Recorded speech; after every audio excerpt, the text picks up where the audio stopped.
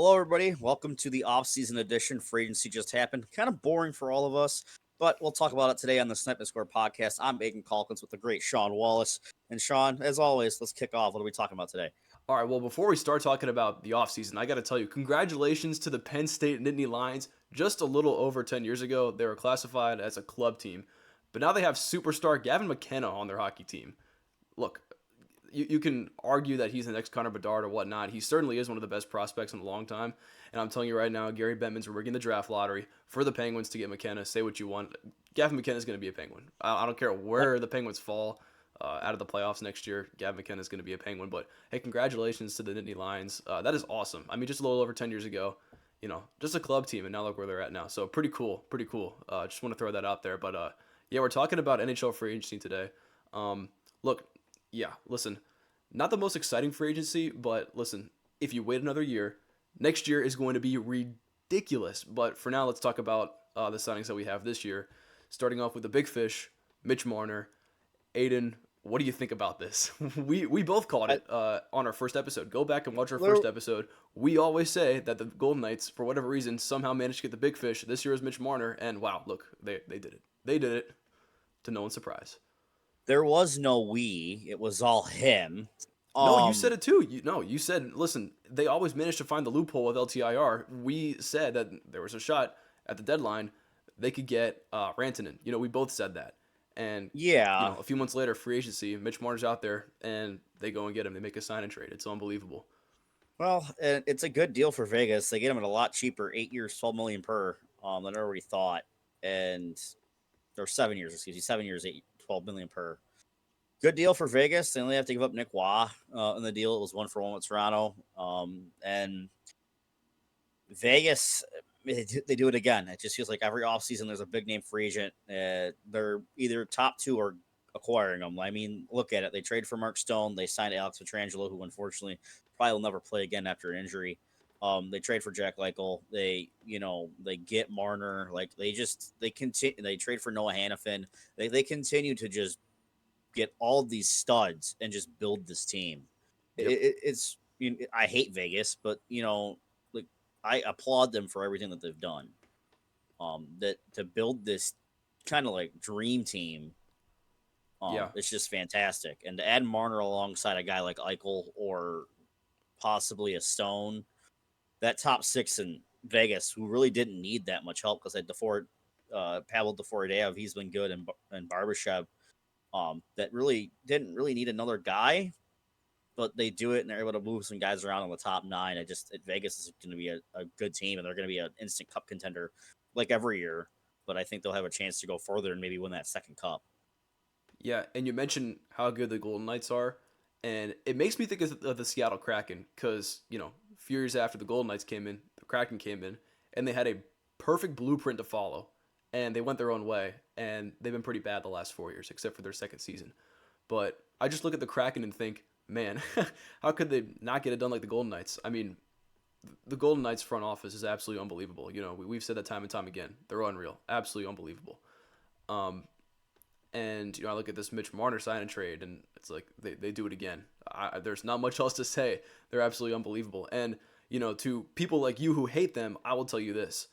Don't be mad at the Golden Knights. Be mad at the league. Well, so the CBA was just finalized, right, today. So they finally, kicked out that loophole with the LTIR, right? So now they can't, like you said, Pietrangelo probably played his last game in the NHL.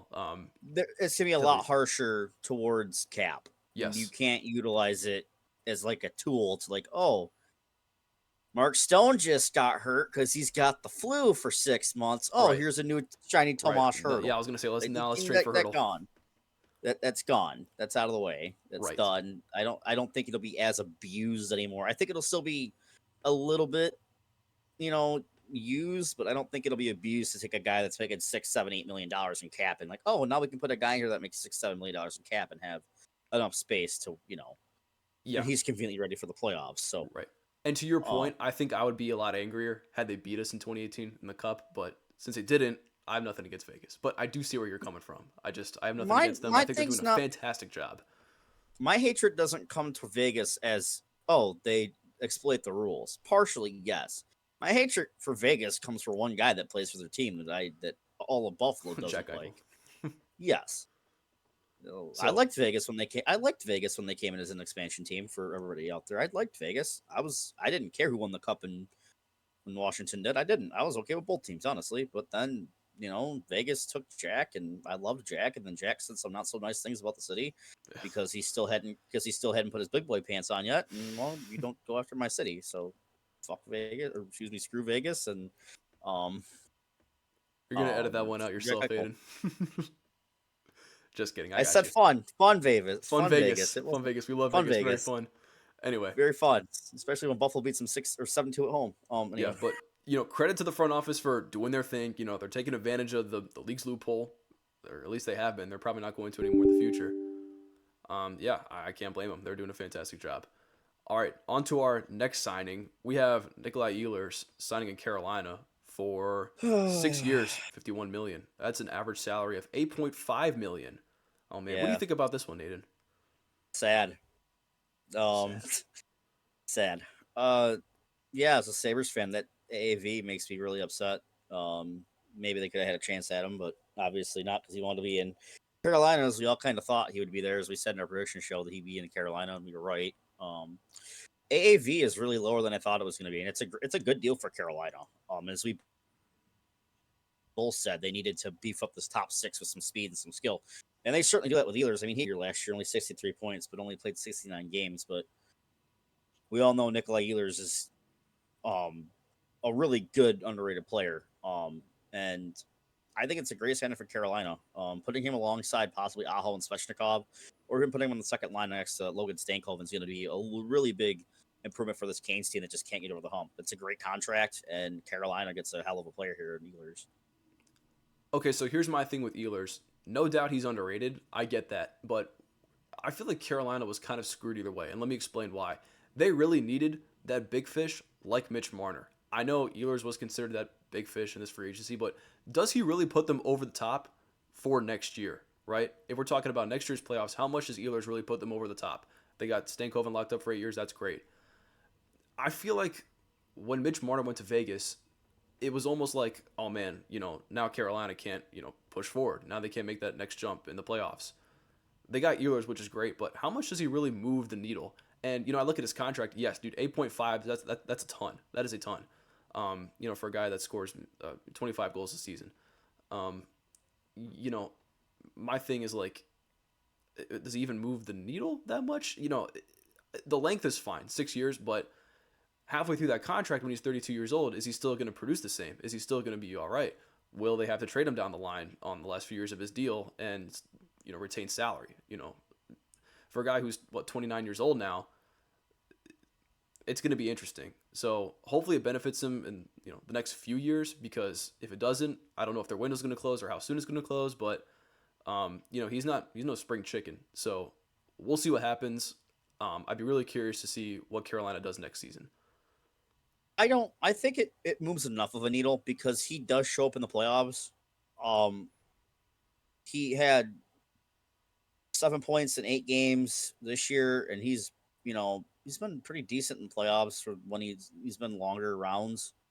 Like he single handedly won that series against the Blues for him and extended it against the Jets. So like, I don't know. Like, it all kind of comes down to how his play style fits into that system, because I guarantee you Brendan Moore is going to want to play a more defensive system, which I think Ehlers' game is not that much, but I think his speed will help open things up. So he might not be a big point producer. He'll probably put up like 60, 70, 80 points, which will be fine for especially with how much he's making. I think any Carolina Hurricane fan will be 100% okay with that.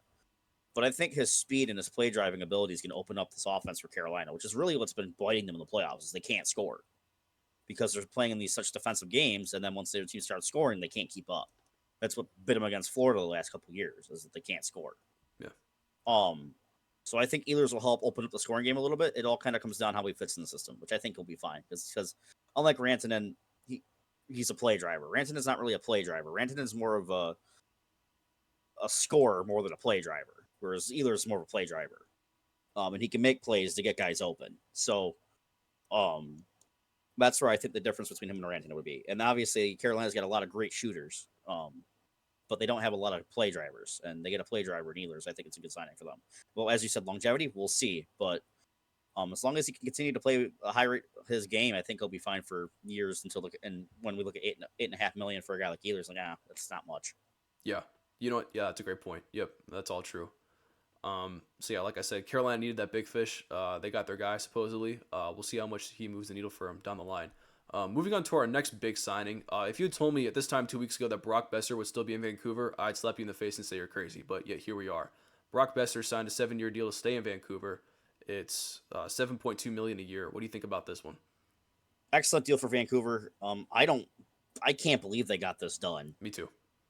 I would love to know what his market was. He had 25 goals and 50 points in 75 games last year. It's like a down year for Besser, but that entire Vancouver Canucks team was underwhelming. Right. Um, I don't understand how he got this done. I thought for sure he was going to go to Minnesota. It just made sense. He's from Minnesota. They needed a top six scorer, but I guess he didn't like his market, and he goes back to Vancouver. And if I'm a Canucks fan, I love it. It's a good contract. He's making under $8 million. Again, I think another one that probably might be a little bit undervalued. I think you'll see that a lot this year with certain guys. There's some guys that got way too much, but I think a lot of the forwards this year, we all kind of value them high. And they got a lot less than we thought. They would get, and Besser's one of them. He's gonna score probably 30 goals next year alongside Pedersen and Evander Kane. And it's gonna hopefully Vancouver with Adam Foote, the new head coach back there, can reignite this fire that this core had a couple of years ago under Tocchet and Boudreau. So it's a great deal for them. I love this for Vancouver Canuck fans. They needed a little bit of hope and optimism hearing that Quinn Hughes is going to leave and Patterson's getting traded and that the locker room stinks and everything else. But they really needed this terribly. I'm happy for Canuck fans. Yes, I did. And they seemed a little lost last year, which, I think it's fine that you resign him because, if that trend continues, then you could probably trade him and actually get some value for him, right? Because if they just Right. let him walk, then what the heck was the point? And if they ever do decide to trade Quinn Hughes to to New Jersey or whatever, um, my thing is like, if this trend of mediocrity continues, then they can actually get some value for these guys. So the rebuild, I don't know if it'll ever happen. I certainly thought they looked lost last season, but I think this is a great deal if they ever do decide to rebuild because they can actually get some players for Brock Besser in return now, instead of just letting them walk for free. So if things do turn south, they have some players to trade and actually get something for them. So yeah, I love this deal. Can't believe it actually happened. We'll see what happens with the Canucks because man, they really need to turn it around. And I think this is a step in the right direction. My thing now is like the locker room. They got to get together. Yes. So we'll see what happens with that. But that can be fixed internally. Like just come on, guys, come on. Next one. This one was actually one of my bigger surprises. I really thought he was going to stay in New York, but kind of shocked me. I really, like you said, like I said last week, I really thought it was a Laviette problem, but I don't know. Maybe it really is just a whole New York Rangers problem. think otherwise. Yeah, I guess it was just a whole New York problem enough as it is. Keandre Miller got traded to the Carolina Hurricanes. He signed an 8-year deal worth $60 million. He's getting $7.5 million a year. He's only 25. He still has room to develop. He's still a young guy. Man, I got to tell you, as a fan of a team in the Metro, that's not the Hurricanes. This one scares me. I'm really scared of Keandre Miller. I'm not gonna lie. I think this is a great deal for Carolina. What do you think about this one? So they give up a first and a second and Scott Morrow to get this deal done. They needed it. They lose Orlov, they lose Burns, going to San Jose and to Colorado, respectively. But they needed some youth in this defense core. Slavin's getting older. Um, they just got in Nikishin. He looked excellent in the playoffs for them, but they Yes, he needed did. some more juice in this defense. Yep. Obviously, they still got Goss to spare, I'm pretty sure. But they needed some youth, and they're going to get it in Kendra Miller. He had a down year last year, only 27 points in 74 games. And a lot of Rangers fans were not really too enthused with how he played defensively. But I think 7.5 is a good deal. It gives them some youth in the Yeah. back end that can always pair him up with Nikishin or pair him up with Slavin if they want to have him play, give him some little bit more leeway to go be a Keandre Miller, who's more of an offensive type player. I think it's a good deal for Carolina. And for the Rangers, I think it works out for them as well because they get a first round pick next year in a very loaded draft class. And Scott Moore is something to scoff at. He'll be a good top 6 guy for them, especially after a certain guy that they signed that we'll get to right after this. But I think it's a good for both teams. A lot of Rangers fans didn't like Keandre Miller, and they planned on signing some veterans to kind of in the back end. So and Carolina needed some juice in the back end and some youth, so it works out for both teams.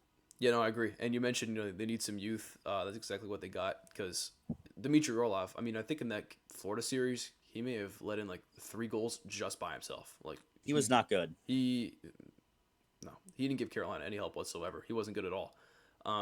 So they had Miller, and my question now is how good is he defensively? We know he's great offensively. He had a down year, and I think he can change in Carolina. But my thing is, come playoff time, can he make that step forward, like the step that Orlov couldn't take, if you know what I mean? We'll see what happens. Like I said, plenty of room to develop. It'll be really interesting. This one does scare me because I think he can develop into a better player than Orlov, and they have him for the next 8 years. So yeah, definitely going to be one of the foundational pieces in Carolina moving forward. Yeah, Well, and I think a change of scenery could always help a player. yeah, one And hundred percent. especially going from a large market with the spotlights on you, especially being a guy that was touted to be like one of the better top 6 or top 4 guy prospects in the pool, to now going in a smaller market like Carolina. I think it'll help him a lot, and especially being in the tutelage of Slavin and Brendan Moore, who can help mold the player. I think it'll be very beneficial for him. So I think he can develop that game, that a better side of his defensive game. His defensive game is not bad; it just needs improvement. Which I Yeah, think they'll get. I think they'll turn Keandre Miller into more of a 2-way guy with a lot of offensive upside. I think that's what's going to happen. yeah, yeah. I hate that. I hate that, man. I hate that. Anyway, all right. Moving on to the Rangers. They made a signing of their own. They got another defenseman, our Gavrikov. Gavrikov's going to New York. He signed a 7-year deal, $49 million, so he's getting $7 million a year. Aiden, what'd you think about this deal? I know the salary cap's going up, but this one seemed a little rich. No, I think it was actually undervalued. A You should lot have of gotten people were more. talking. That's what people were saying in the market. A lot of people were talking about him getting upwards of 8 to 9 per year on the market.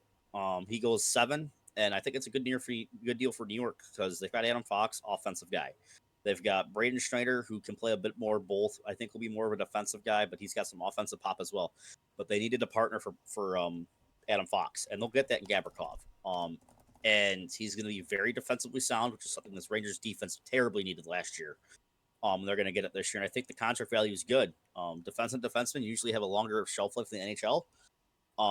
And I think he'll be that. And I mean, he even had 30 points last year with the Kings, only 82 games. So I think it's a good move for the Rangers. And they did again. They're an older team, but they're starting to shed that a little bit. Kreider's gone, Truba's gone, but they needed somebody for Fox, so Fox can go be Adam Fox because Adam Fox was bad last year. Let's all admit it. I understand everyone wants to put him in that top 5 conversation. He's not after last year. I could argue a couple guys. Fox was bad last year. It's okay. He can get knocked down to the top 10 for a year. They get to kill you. But they get a guy that can now, Fox can kind of go be up in the rush and not have to worry about, oh crap, I got to get back on defense now. Because Gavrikov will be that kind of steady stay at home defenseman that'll let Adam Fox, as I've said 20 times already, be Adam Fox. So here's my argument with the signing. So look, he got what $7 million a year, and then I look at Yep. Matt Roy, right? So last offseason, the guy had 25 points at the Kings, and he got a 5-year deal with Washington. I think it was like $6 million a Mm-hmm. year. And Something like then that. they're about the same age. I don't know how better Gavrikov is compared to Roy. I don't think there's that much difference, unless I'm wrong. But I just thought it was a little rich, and I thought for people to say that he's going to get $8 to $9 million a year, I'm like, wow. I know the salary cap's going up, but man, I don't want to call him mid. I don't think mid's a good word to describe him, but I definitely don't think he's worth that amount of money. I mean, yes, he's a great defenseman, but man, for the rate that players are going just a couple years ago, couldn't have gotten him for cheaper. I don't know. I feel like 7 million to be the new like 5.5. With how the cap is projecting, like you're gonna see all these deals. Like I want you to take a note here, and I know this number because off the top of my head. There's a guy that scores 40 goals. He's a perennial 30 goal scorer. Can score 30. Can score 40. Probably could score 50. Who's healthy. That makes $100,000 more than him. Do you know who that is? Who's that? Tage Thompson. Okay. Tage Thompson makes 7.1 a year. Gabriel making 7. Granted, Tage signed that contract back 3-4 years ago, and everybody's like, "Oh my God, they gave Tage Thompson this much money for one good year of production," and he scored 40 some goals the next year. Like, and again, the contract doesn't look that bad because Tage now was it's like also one of like the what best. 23, like He was younger, 23, 24, but like that was the only good year of production. Like it was nuts. But now you look at that contract now, it's like, oh my God, Buffalo, what a steal. What a great contract. Like you got a guy that's scored 40 goals, only making $7 million. Like you got to look yes, at it now with the cap going up. Like the guys that are getting a lot of money, like a lot of money now, because we're all kind of shell shocked because sticker shock is because the value looks super high.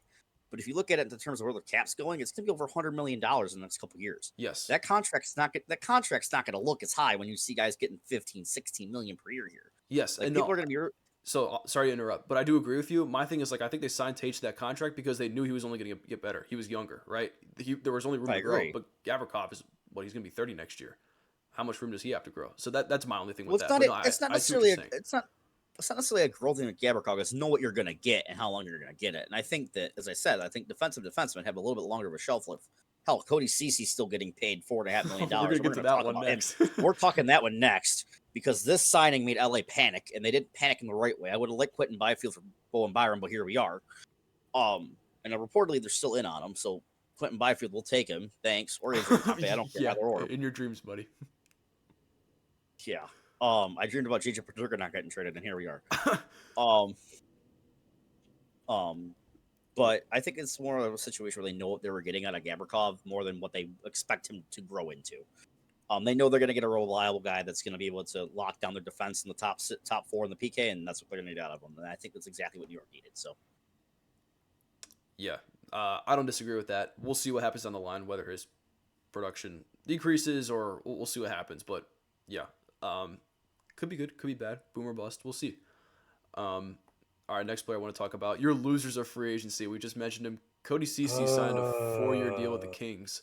Um, you know, the Kings have been stuck in first round hell in the playoffs for a while. that's Uh, not even the only one does, I want to talk about from yeah, them. It's does another this one one. move the needle for them, Aiden? Cody Cece. No, no, it Oh moves it no, backwards. why is It moves that? it backwards. You're paying Cody Cece for the next 4 years, $4.5 million. Not the 4.5 million's bad, but dude, Cody Cece Yes, is it yeah. is. Okay, It's listen, bad for four and a Cody half. Cece. All I'm saying is 4.5 million for any other defenseman would have been fine, but for Cody Cece is that's what are you guys doing? It's the equivalency of paying Henry Yokiharu $4.5 million for 3 years for 4 years. It's Right. the equivalency. He is bad. I don't understand why this theory around Cody Cece is like Dallas threw him out there a lot. He sucks. He's an offensive black hole. He does not score. And he's for being a so-called defensive defenseman, he's a freaking pylon. Like Yep. he sucks. He's bad. I don't understand why everybody's so tantalized about Cody Cece. I don't understand. It's an awful deal for the Kings. Just like I don't like the Brian Dumoulin deal they signed him to, 3 years, $4 million. I don't like that too. They just get older on the back end. Like they need to get younger. Like if they think that Cody Cece's got some intel on how to beat the Oilers, I mean, I guess, but I don't think he does. Like none of these moves like move the needle for me. And they add Anton Forsberg as the backup. Like the goalie market wasn't strong, but Like Joel Armia from the bottom six, okay, he's solid. Like it's whatever. Corey Perry, he's old. He ain't gonna make it out of the first round. Poor guy. He ain't gonna see another cup final. Like they just got older and they needed to get younger. It's just bad. That there's not a single needle mover in here, unless they're expecting Clark to take that next step, man, in this defense court. It's not gonna be pretty. They're gonna have a lot of old and slow guys in this back end, and these younger teams in the Pacific are gonna run circles around them. And it's gonna be terrible for Kings fans. I hated their offseason. So Between sorry, go ahead.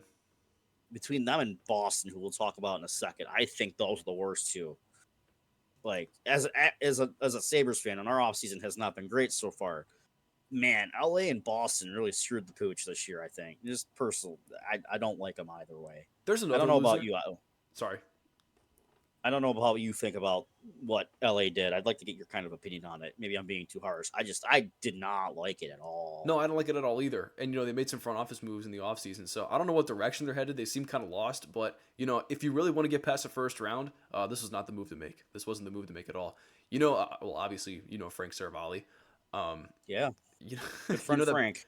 You know that parody account Frank, like Yep, FRONK? Yeah. So when I I've read seen 4 Frank. by 4.5, I thought that was Frank. I didn't actually like. Yeah. No, it when was he, Frank. when he said CC 4 by 4.5, I thought I was getting franked. No, that was indeed Frank Saravalli who reported that, the real one, and I was like, oh, they really just did that. Okay. Yeah, not exactly the move you want to make if you're trying to win the cup next year, or if you just want to get past the first round in general. Um, so that was definitely an interesting move for me.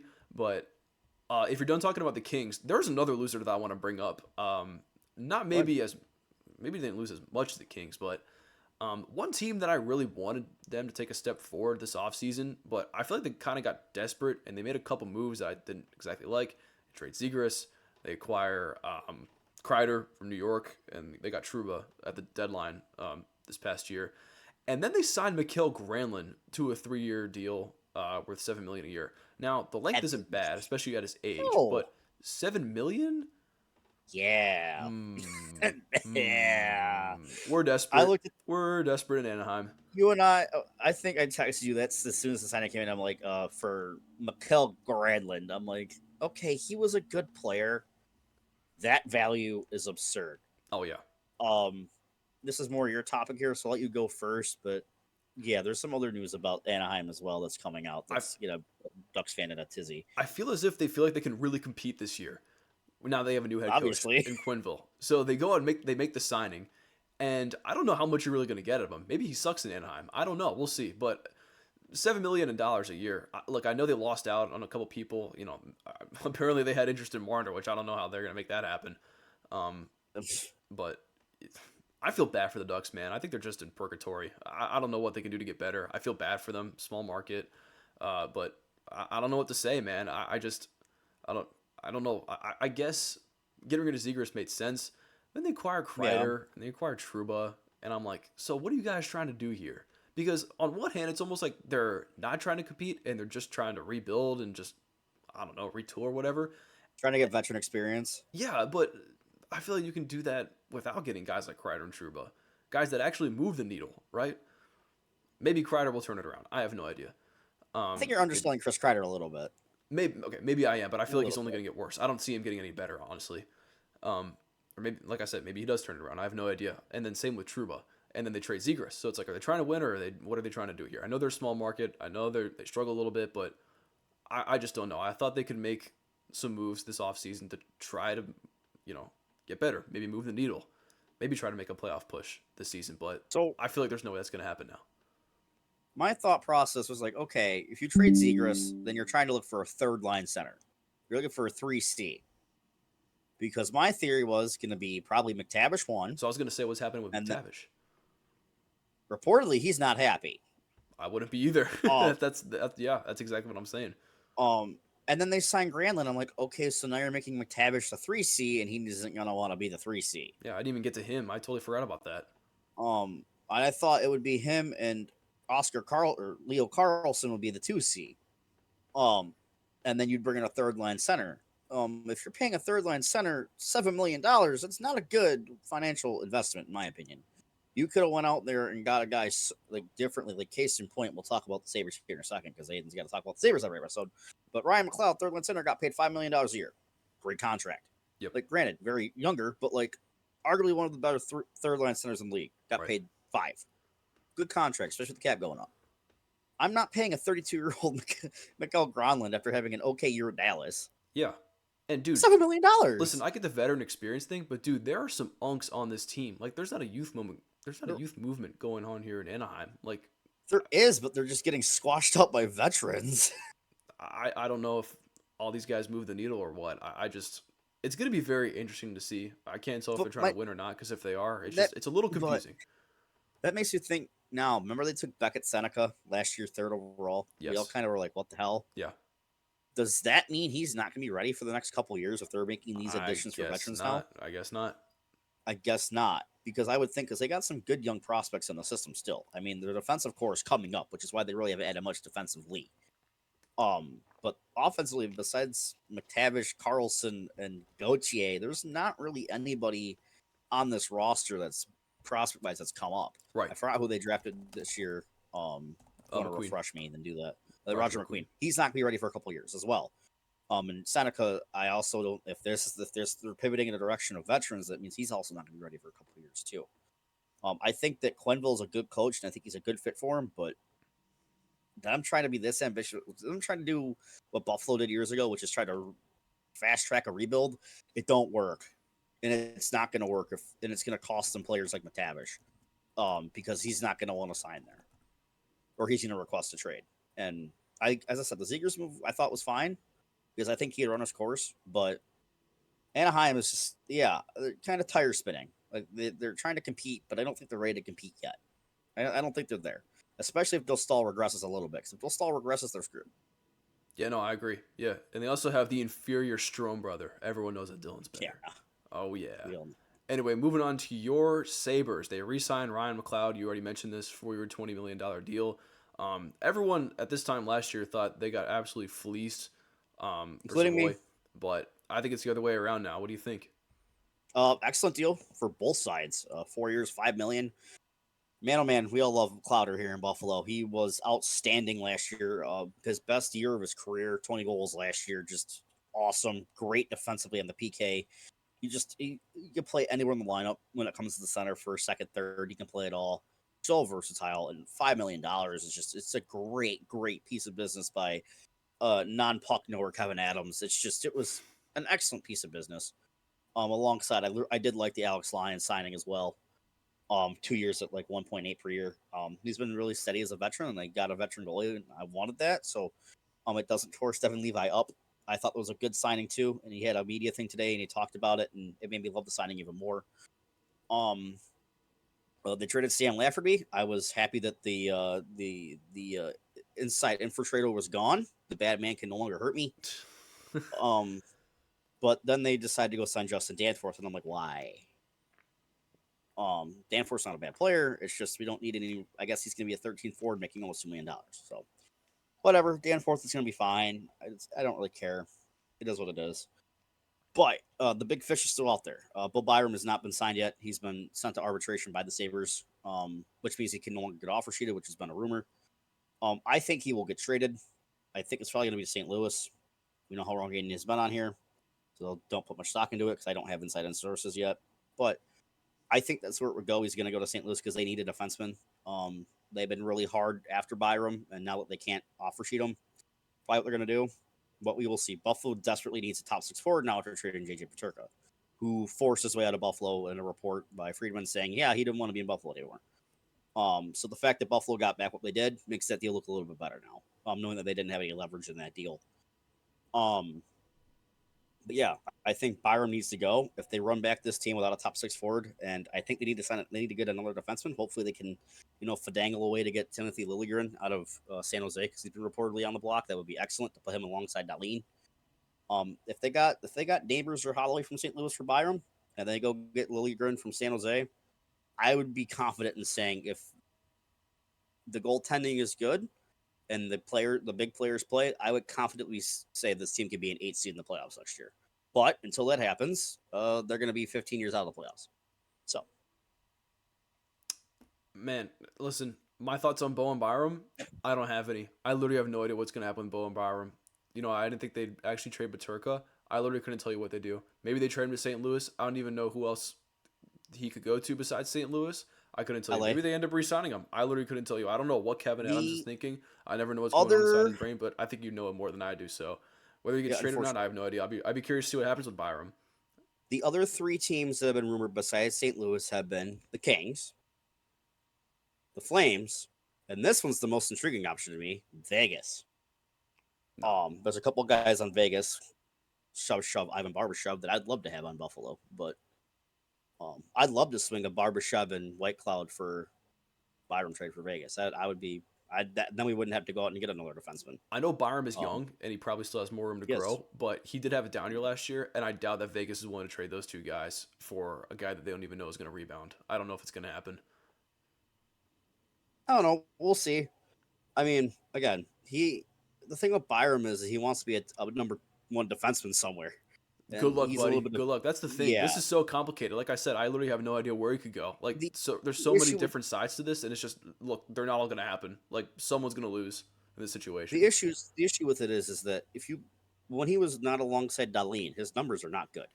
But when he was alongside Darlene, he was okay, but his numbers weren't number 4 overall pick good alongside a top 3 defenseman in the NHL. Yeah, So it's yeah, we'll see what happens with Byram. yeah, it'll be interesting. Let's get to some goalies, or actually just goalie singular. Basically Goalie. the only big fish. I don't even know if I can call him a big fish. Jake Allen. So he got 1.8 million a year for 5 years. It's great value for New Jersey. They locked their guy in. Um, Not too much to say about this. I think it's a good deal. I think he's a good player. Like the term, I think the AAV is good. I don't like the term. I think 6 year or 5 years for a guy that's a little older is a bit steep, but he's a backup goalie, so I don't think it'll be that bad. Right. I think they locked in their So guy for a backup. Obviously in case the starter gets hurt. I think it's good. I think it's really good. Can't go yeah, wrong I think with it's a fine. good backup I goalie. think it's fine. I think it's okay. Nothing wrong with that. Now, if they signed him like 5 years, like starting goalie, like money, then I'd say, well, that's a little weird. But Right. 1.8 million But for the next the 5 years, you got your backup locked up for a while now. So, yeah, I really like the move, and Markstrom's obviously the guy there. There's no doubt about that. the market for goaltendings this year was awful. It was terrible. Oh yeah, So yeah. yeah, not the year to need a goalie. Cough cough Edmonton. Sorry guys. But speaking of Edmonton, they do lock up one of their guys. 4 years, 42 million for Evan Bouchard. This one was kind of a no-brainer. He was going to be expensive, and expensive he was.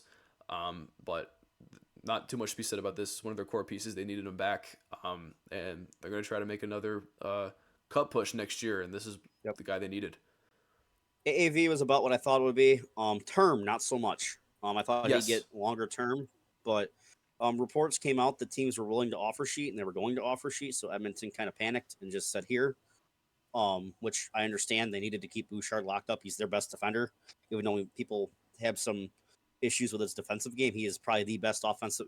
One of the best, if not the best, offensive defenseman in the NHL right now. So they needed to keep that for sure. I think it's a good deal for Edmonton. We all knew he was going to be kind of expensive, but $10 million for a top pair defenseman is actually pretty reasonable nowadays, in my opinion. So, yeah, good contract for him. Yeah, A good like contract for the Oilers. yes, and obviously we kept saying this entire video, like with the cap going up, it was gonna happen eventually. Now the term, here's my thing: they need to lock up McDavid, and they don't exactly have all the cap space in the world to do that. So they give Bouchard McDavid 10, has 10 and a not half been, million a year, and and David has not been committal on resigning in Edmonton. yeah, oh man, he's been yeah, man, mum is the word for McDavid's camp. But they give Bouchard 10.5 million a year, and now I'm looking to next off season. How are they going to find the money to re-sign all these dudes?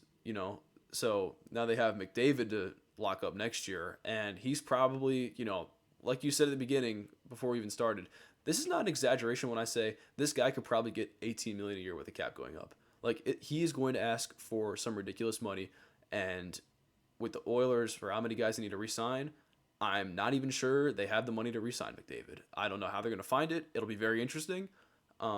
Next year could very well be one of the most entertaining free agency classes ever. It'll be very, It very will cool. be as long as everybody does not resign, and we're talking McDavid, Eichel, Kaprizov, Yep. Sorokin. Kaprizov's the one guy that I can guarantee is going to resign. Wouldn't be so sure about that. No, they'll find the Um, money for him. but it's just such a great free agency class. They'll find a way to screw it up somehow. Um, If but Kaprizov doesn't get re-signed, I've heard he's a huge fan of Alex Ovechkin. if Kaprizov doesn't get re-signed, I don't know where Kaprizov would go. Let's wait a Washington. year and talk Washington. I'm about saying that. Washington. No, I'm kidding. He's not going to go to Washington. If Volvi comes back a year, he might. No, no way they're going to find the money to get both of those guys. It's not going to happen. Hey, I could see it, man. I could see it. It'd be very cool. They also have to re-sign McMichael, which, yeah, it'll be tough. It'll be tough for everyone next year. The best Mick in the league. Yep, best Connor Mick in the league. That's right. You got it. It's an inside joke for people between Sean and I. Shout out Caps Boy Bebop. I love that guy. All right. Shout out Noah. Anyway, moving on to our last team I want to talk about, the Florida Panthers. They somehow God. managed to re-sign Aaron Ekblad, Sam Bennett, and Brad Marchand. All three. I thought at least one of those guys would be gone. But They end up re-signing all three, and I feel like at this point the odd man out is probably going to be Evan Rodriguez, but Aaron Yep, that's the Ekblad, rumor. Aaron Ekblad gets 8 years, 48 million, and Six. Whoa. Brad Marchand gets, let's see how much. He gets 5.25 million a year, Yep. and he gets 6 years. $31.5 million over 6 years. So I look at the Brad Marchand deal, and I said last week before they re-signed him, I thought he was going to walk. I really did. I actually thought he was going to walk. I No. didn't know they're going to find the money to re-sign him, but they're going to have to trade somebody eventually. Who that is, I think it'll be Rodriguez. That's the word on the street, like you Probably said. Rodriguez. Yeah. That's the rumor. That's the Whether or not it has to be someone, that's a fact. Um, Brad Marchand's 37 years old. I know rumor. you initially said they would backload the contract, but I think he's getting 5.25 until he's 43 years old. So, the money makes sense. He's still a great player, but my thing is like, dude, 6 years. Was he always going to get 6 years? That one, No. that was a little surprising to me. I think they went 6 years just to get the deal done. He'll probably play 4 years, like you said, maybe 5, and then he'll retire. And then that 6 year ain't gonna matter. I just don't know why. I mean, 6 years? I don't know. I just thought a 3 or 4 year deal would have made more sense. I thought four probably would have been stretching it. I mean, I thought 3 years. He would have been wanted fair. 4. He wanted 4. I So they thought gave he him was gonna get 6. 4, but 6 is not that big of a deal. He's not making that much. And he'll be a good player. He'll be good for Florida, and he'll retire. So they're not gonna he'll be fine. The deal that really stunned me was the Ekblad deal. The Marchand deal, I knew he was gonna resign in Florida. The Ekblad deal, it's under $7 million, and everybody said Ekblad shows happiness over money. And my God, good for him, Yep. because he could have got paid a bag by somebody, probably Toronto, but he could have got paid a bag by somebody. And he elected, no, I want to stay in Florida. I want to stay and try to win cups. Good for him. It might be the best value free agent deal of the offseason, in my opinion. It was an absolutely outstanding deal for Florida to get him on that cheap of a deal. It's just another Bill Zito masterclass. Yeah. It's just amazing what this guy has done Oh yeah. to get them both. They'll get all 3 guys signed up. Bennett's deal was fairly undervalued. 8 years, 8 million, good contract. Ekblad's is a steal. And yeah, Yep. the term might be a little outrageous for Marchand, but nobody cares because he's not going to play all 6 years. And if he does, nah, who cares? Like Yager played until he was 50. Marchand can do the same. It's Florida. Like, who cares? Like, I think Florida just crushed it. They're my winners. They're gonna win 3 straight cups, and we're all gonna be sad. They crushed it, and I. man, I'm so envious of this Florida team. Oh yeah. It's just man, Bill Zito and that management staff and the coaching, they're just great. They're great. Oh yeah, they are. I can't even say like I'm sad. I am envious, but man, I'm happy for them. Like they deserve it. I mean, dude, Florida's been like a joke for like the past 10 years, and now they come in and Longer than that. they're absolutely terrorizing everyone. So Mm. props to them. Bill Zito's a wizard. He's unbelievable at his job. Yeah. Hey man, but he did lose Justin Sordif, if that's even how you say his name. So that's a Just huge. sort of, yeah, Sort of is how you say his name. sort of. Who the hell cares? What the heck are the Caps doing? Capital fans will. Anyway, I yeah, watched him go score big 20 loss goals for next year. Florida, losing their Watch top him go score. AHL guy. Watch him go score 20 goals on the third line next year for the Oh Capitals. my god, yeah, in my dreams. Anyway, yeah. So coming into it, I thought they were either gonna lose. Like I said, I think Bennett was a given. Like he was gonna stay no matter what.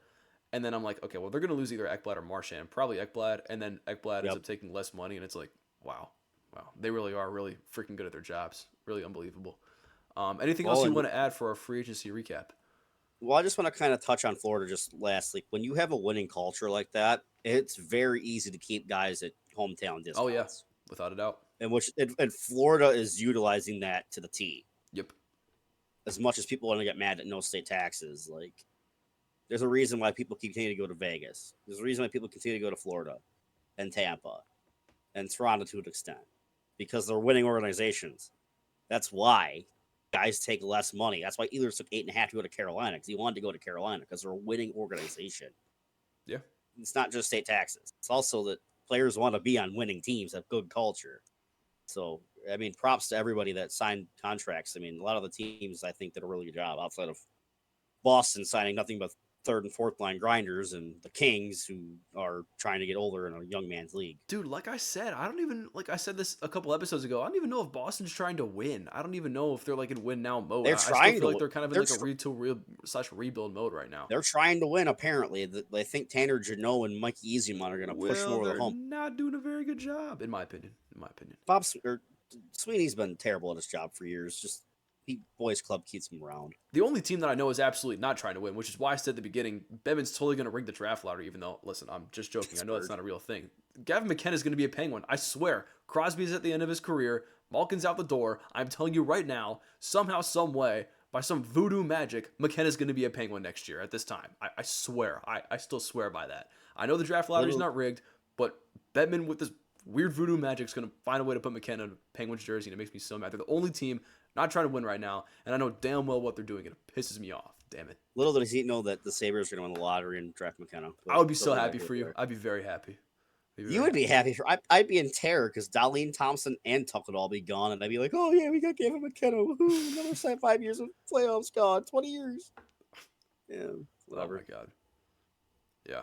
Anyway, if that's all we have for our NHL free agency recap, it is time for player of the day. Who was your player of the day, Aiden? You want me to go first?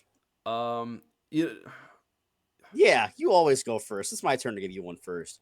yeah, because because it's always entertaining for yeah. No, I agree. So, mine is a former Sabre. Dun dun dun.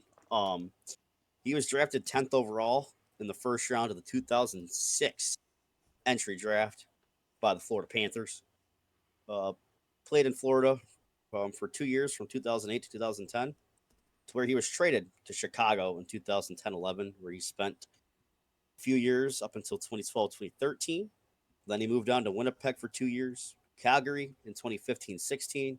Played them for a long time, then was traded to Buffalo in 2019, and then signed in Montreal for his last year in 2020. I have absolutely no idea this. Okay, so he's done in 2020, you said? Yes, he was done in 2020. His last year was 2020-2021 for Montreal. Played 8 games, was a -3. Didn't score a point. I have no idea. I literally couldn't even tell you who this is. Literally, I have no idea who this is. Nope. Tell me. He's from the same birthplace as Jaromir Jagr. This is Michael Frolik. Nope. Wouldn't have known. No. He was a pretty solid depth. He was a pretty solid bottom 6 piece for Chicago and Calgary throughout those years. Interesting. Yeah, like I said, hockey knowledge isn't the greatest. Scored 159 goals, 384 points over 858 games in the NHL. Nice. All right, good one, Aiden. Got me again to no one's surprise. Anyway, mine's pretty interesting. I think people are going to like mine, and I think you might get mine. It's a little hard, but it's a good one. All right, so I'm not going to tell you his position because it's going to give it away. Okay, so the position is staying hidden. I think you can get it. He started his career off with the Panthers. He only played 11 games in 1997. Okay. Ooh. In one season, that was his only season he spent with the Panthers. In 1998 and 99, he played for the Canucks. Okay. And then he went to the Islanders in that same year, 1999 to 2000. Okay. And then he played for the Tampa Bay Lightning from 2000 to 2002. Okay. And then he went to Carolina, played there from 2001 to 2004. All right. This is ringing any bells so far? 3 years, not yet. All right. And then after Carolina, he went to New York. Okay. From 2005 to 2007. The Rangers. New York? The Rangers. Okay. Okay. And then from the Rangers to the Devils, from 2007 to 2009, he retired with the Devils. He finished in 2009. He was on the Rangers from 2005 to 2007? Yes. Okay. I was going to say Michael Nylander, but it's not him because he played for Washington. Bowmeister, no, because he was drafted by Florida, but he didn't play in any of those teams. He only played for 2 teams. So he was drafted by Florida and then went to the Islanders. He was a second-round pick by Florida in 1993. I should have said that. 1993 second-round pick. He didn't make his debut until 97. Is this Brian McCabe? No. Can I give you the position? You're going to get it if I give you the position. He's a goalie. Position. He's a goalie. It's not Roberto Luongo. No. That's the first thought I had was Roberto Luongo when you said that. He played. Okay, so give me the team rundown again. He was drafted by Florida in 93. 93. So he did make his debut for 4 years. And then he got traded to the Islanders. Or Vancouver. He got traded to Vancouver. Yes. So that would have had to have been. This is all pre-2000. I know. Oh, That would have had to have been the top produce. That would have had to be the Bertuzzi deal. I don't know who this is yet. And then he went from there to the Islanders. wait. This is he went for yeah. And this is like before 2000. Like this is a goalie we're talking about. And this guy, listen, this guy only played like 11 games with the Panthers, and he played a total of like 31 games with the Canucks. Okay, so he's not like the hottest guy on the map. If that's like another. He was only on guess. Florida once though, right? Yes. He wasn't on Florida in the mid 2000s. No, he wasn't. Can I give you another hint? Look at my eyes. Okay, look at my eyes. Okay. He wasn't Alex Old. No, look at my It eyes. wasn't Alex Old. That was What if I posted a picture of some random stadium on Twitter and did this with my eyes? Who's that? Is this Kevin Weeks? That's Kevin Weeks. I would have never gotten that. If you didn't say that. I would have never gotten that. That's so funny you got it after that. The random post of a city on Twitter with the eyes and the caption. Yes. I would have never gotten that. I would never would have gotten that. That's no, so you would have got me. That's good. That's a good one. I thought when Kevin I said Weeks. goalie in like pre-2000, you may have gotten it. And I thought when I said like he played for the Lightning and the Devils, he retired with the Devils. I thought you may have gotten it. I didn't know that. There's a lot of guys. I thought Luongo. I'm like, okay, no. And I thought maybe Alex Auld, but I'm like, no, it wasn't him because he played for both Vancouver and Florida. Like there was a lot of guys going through my head. I'm like, that's a good one. Good one. Thank you. I thought that'd be pretty funny. I can't believe that worked. That was pretty good. That was a good one. I would have never thought of that. I'm gonna give you Anston Carter next time. We've done most of the TNT cast already. Yeah. Brian Boucher here next. Oh, that is funny. It's great. Good stuff. All right, well, that's it for our NHL free agency recap. Not sure what our next episode's going to be. It's probably not going to be next week because there's not a whole lot to talk about. If there are a few more signings, we might talk about few transactions. If something big happens, we'll give you an emergency episode. But if not, then absolutely. I will try to give you guys an interview with not NHL related, but St. Bonaventure hockey related here. May or may not have an interview with somebody that has a lot more knowledge about strategy and stuff like that than I do. Wink, wink, nudge, nudge. Maybe in the near future. But also, I thought we should announce this now. Be on the lookout as well here when St. Bonaventure hockey starts up. Sean and I will also be running some weekly stuff, probably in this podcast, talking about Bonnie's hockey and hopefully having the head coach on as well. Hopefully that comes to fruition. We'll see. Time will tell. But we will 100% be talking about Bonnie's hockey for people that tune in and care about St. Bonaventure hockey when the season starts up in October. So that'll be fun to do. But besides that, I want to thank you all for tuning in again. We all appreciate it. I'm going to plug the channel because I never do that. Like, subscribe, give us a follow on TikTok, Instagram. You know, we're trying to produce great content. Austin, all the guys are excellent at what they do. The live show will be back when we get back in September and October. So always stick around for that stuff. But for myself, Aiden Calkins, the wonderful, the great, the awesome Sean Wallace. Right back at you, sir. Thank you guys for tuning in to the free agent show here. So thank you guys, and we'll see you next time. Thank you guys. Have a good one.